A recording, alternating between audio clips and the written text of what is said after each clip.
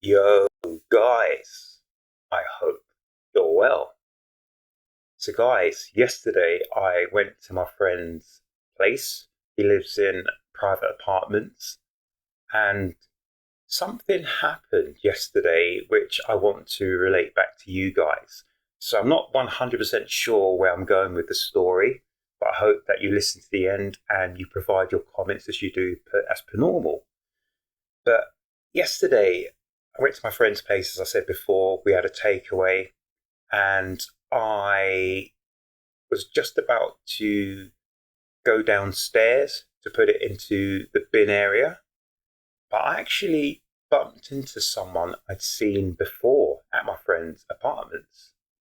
So not only had I seen this guy before, but I'd seen this guy in the bin area, which was where I was going to go. And to cut a long story short, this guy actually lives in the bin lobby area. He's got a bed, or should we call it a mattress, in the bin lobby area.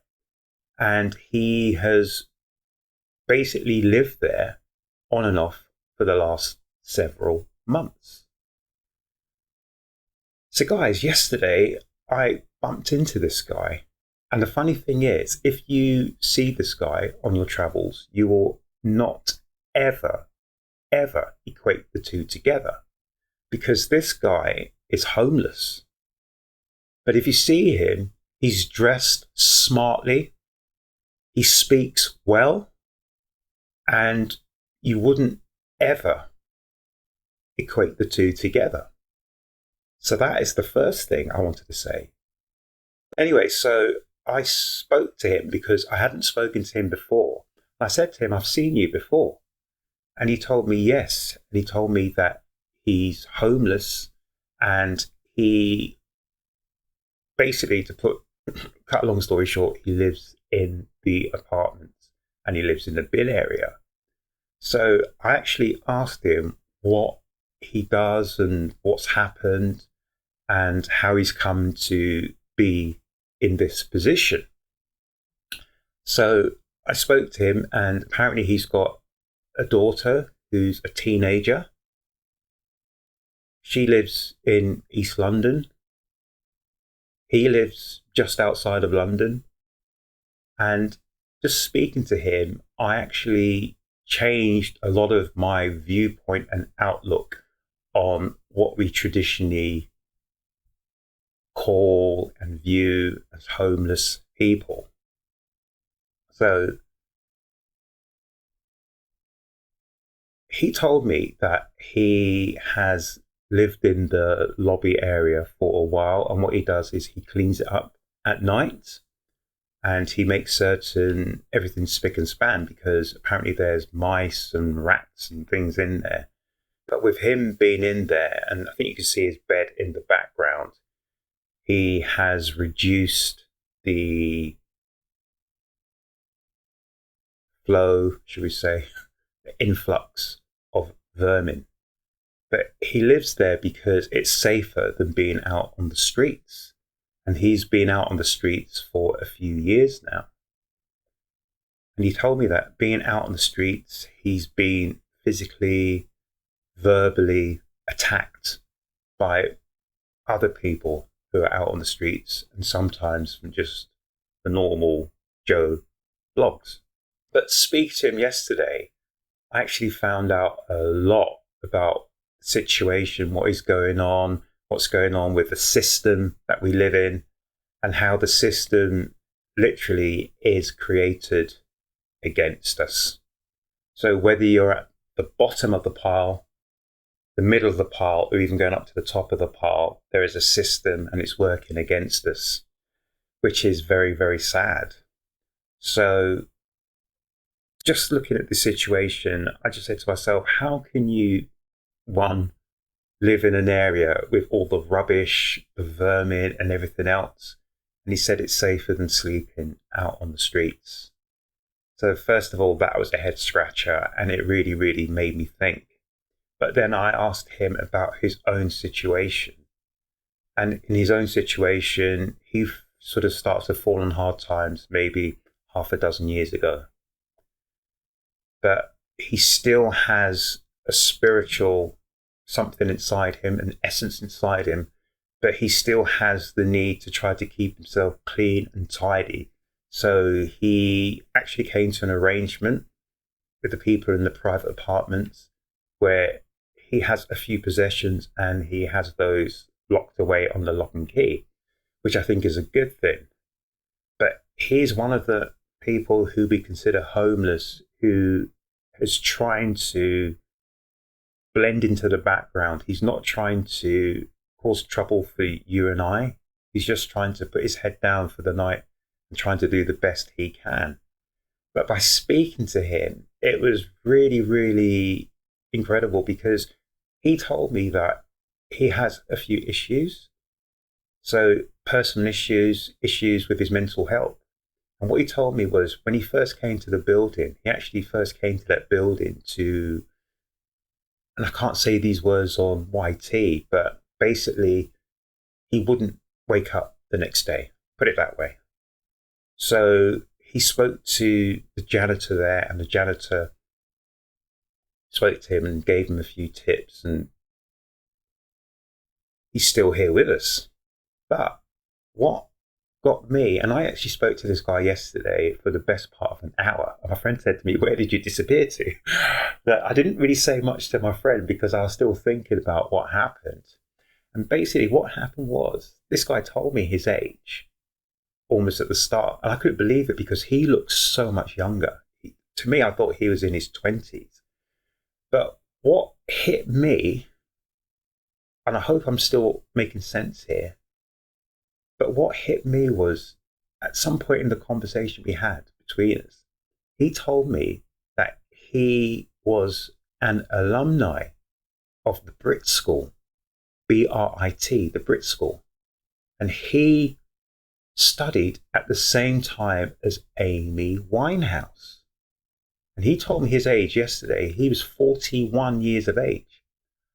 And I was scratching my head because I didn't work it out at the time. But I remember the day that Amy Winehouse died, because I had gone to a party which my son was invited to. He was he'd only basically almost recently just been born. So we were invited to a summer party. And it was on the way back that we heard that Amy Winehouse had died. So when this guy told me Amy Winehouse and him went to the same Brit School at the same time, I was like, really? So I couldn't understand what had happened to him. But he said that he wished that he had a chance to get back into society, back into doing something good, back into be in a position where he could be a proud father to his daughter. I think his daughter was a teenager, so she could be anywhere between 13 and 16 years of age, something like that. So I spoke to him, and he was talking about, he loved the idea of mentoring, this, that, and everything else. So I was speaking to him, and I said to him, have you ever tried to even speak to anyone at the Brit School? Because I'm sure the Brit School is either a charity or has charitable status or is linked to charities. And aren't charities there to help people give back to society if they're desperate to?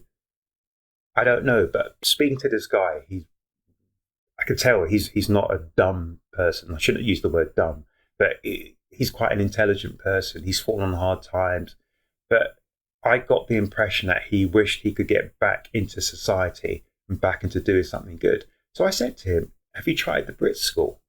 And he told me, no. I said to him, well, they should have a record of you attending the Brit School if you graduated from the Brit School. Because the Brit School, in my eyes, I haven't been there, I've never seen it before, but does it not do music, drama, all sorts of things like that, acting, behind the scenes, theatre work, basically all the bits and pieces that you do behind the scenes as well, mentoring, stuff like that. So I said to him, do that. And I said to him, even if you get your foot in the door and you're there as a janitor, that could be the kickstart to get you back on the ladder. And he was so enthused. He said, hold on. He got out a pen and a paper And he wrote it down. He said he's going to go there on Tuesday and he's going to ask. Because he said, there is no harm in asking, is there? They can only say no. And even if they say no, hopefully they can point him in a direction which can help him, because I don't know the direction to help this guy. All I know is that this guy is in a predicament that I don't know if it was caused by himself or whatever. I don't know. He's in a predicament. He wants to get out of it. But the second thing he told me, and this is what he told me beforehand, he told me that he had tried to get back on the housing lists, etc., because at the time he was living in a park. He told me the name of the park, but I don't know what the park was called. I thought he said Hyde Park, but I don't think it was Hyde Park. It was something else. But he told me that the housing people had told him that they have to visit him in that location, because when they asked him, where do you live? He told them X park. And they said, well, we have to visit you not once, not twice, but on 3 different occasions in that same location. Really? I was stunned, because I thought if someone is destitute and needs help, you help them as soon as possible. But he was a transient. He was moving from here to there. So if you're transient, then you've got no hope whatsoever. No hope whatsoever.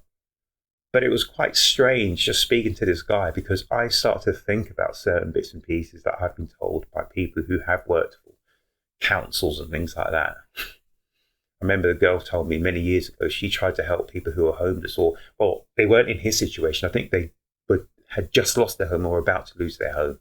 And she was told by this council, because she worked on the housing part of it, why on earth are you trying to help these people? So it just goes to show you, you think that they are servants, we are the customer. That is not correct at all. It looks like we are their servants. And yeah, if you try and help people, you get in trouble. It's crazy, isn't it? And I said to the guy yesterday, we live in a topsy-turvy world. And we spoke again about the Brit School, and we spoke about music. My first job, I worked for a record company for many, many years. And I said to him, because he told me who was it his uncle or one of his relatives was a famous person in the music business. And that's how we started talking about music as well. And we talked about it. And I said, the reason why I say this is a topsy-turvy world, because we started talking about contracts. So whether it's in the music industry, whether it's in housing, this, that, and everything else. And I said to him, have you ever thought why in a contract is the most important text known as small print?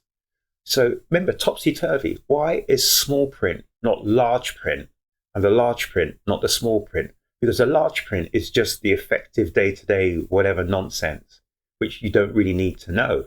But the small print is the really important information, and they make it as small as possible so that people do not read it.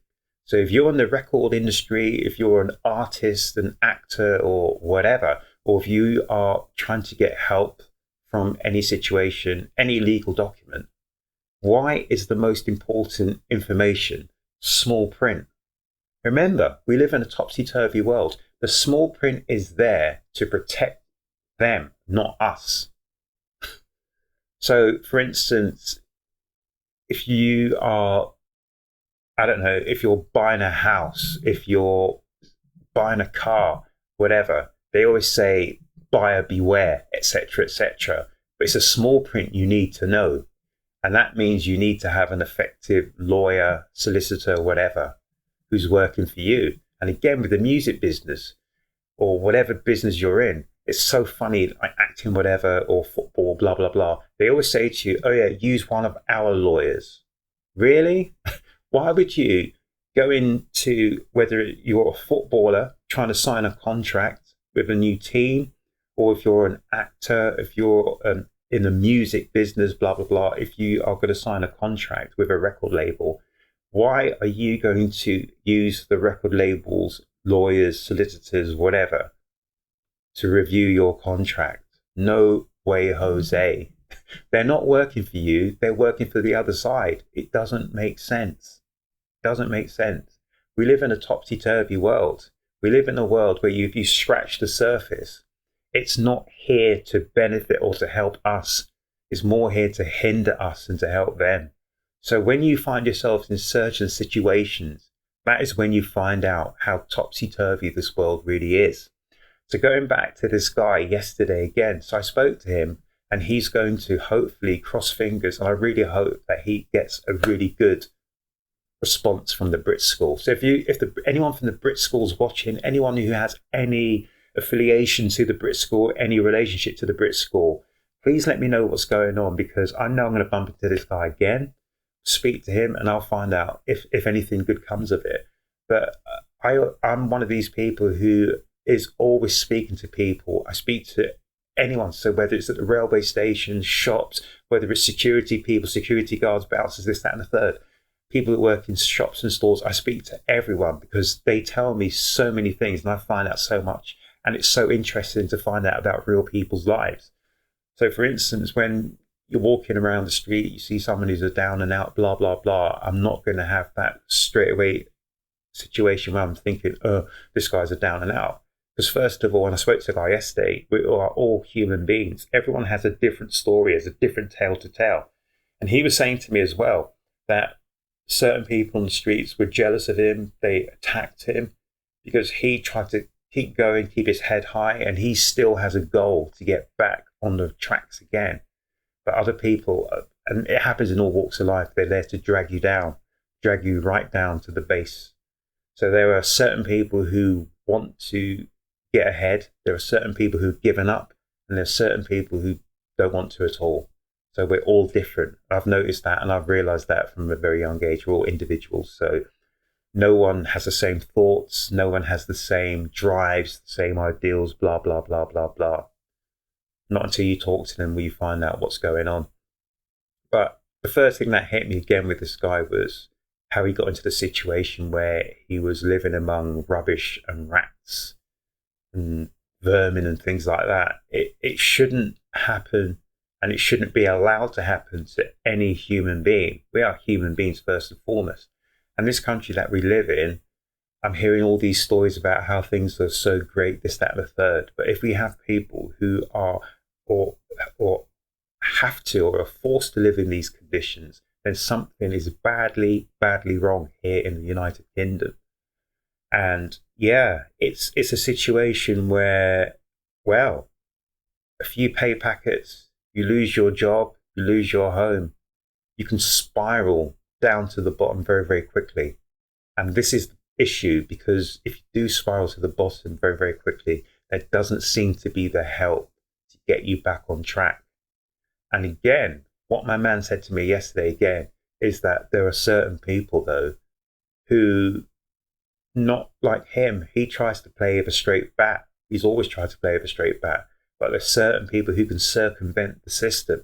There are certain people who seem to know what the system is. And they get everything. They get to the top very, very quickly. How does that happen? How have we got a system where if you play fairly and you play with a straight bat, you don't get anything? Remember that when he was living transient in a park, they said we have to come on 3 different occasions to register you as homeless. Where you've got other people who, well, who knows what, but they seem to know exactly what to do, when to do, who to go, who to see. And I'm not going to say whose palms to grease because I can't prove it, but they seem to get on and get by very, very easily and very, very quickly.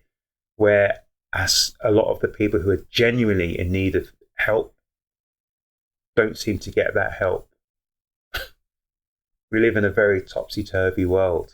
So guys, I'm going to end it there. It's just that I really wanted just to speak about this situation that happened. So I've seen this guy a couple of times. And I said to him, you know, you look so well kitted out. You look so well spoken. But even underneath that facade, he has his own issues. He's trying to keep hold of certain of his possessions. He's trying to keep hold of his dignity. He's trying to build bridges with his daughter, but he's also trying to get back on track. And he told me it's really, really hard. And he told me he has issues because one of those issues is because of everything that's going on. He has sometimes where he said he went to the top of the building because he didn't want to wake up the next day. And those issues are still there with him. So I think if he can get his self-respect back, if he can get back on the ladder, hopefully that will be the start to getting his life back. And this is what we've got to remember, and this is what I've got to remember as well. Everyone is a human being. Everyone has their own problems. Everyone has their own life. Everyone has their own story to tell. So where you see people jumping around the champagne lifestyle, that's brilliant. It's great for them. But for everyone who has a champagne lifestyle, there's many, many people who are suffering and struggling. And for many people who are suffering and struggling, there are certain people who are trying to get out of the mess that they're in. But in this topsy-turvy world, we don't seem to get the help, the necessary help we need. It looks like sometimes the system turns its back on us. So guys, I hope I've made sense. I hope I haven't rambled too much, because it's just something that happened yesterday and it got me thinking. So how did this person get from going to Brit School with Amy Winehouse all those years ago, end up in a situation today where all he has is hopes and dreams of getting back on track?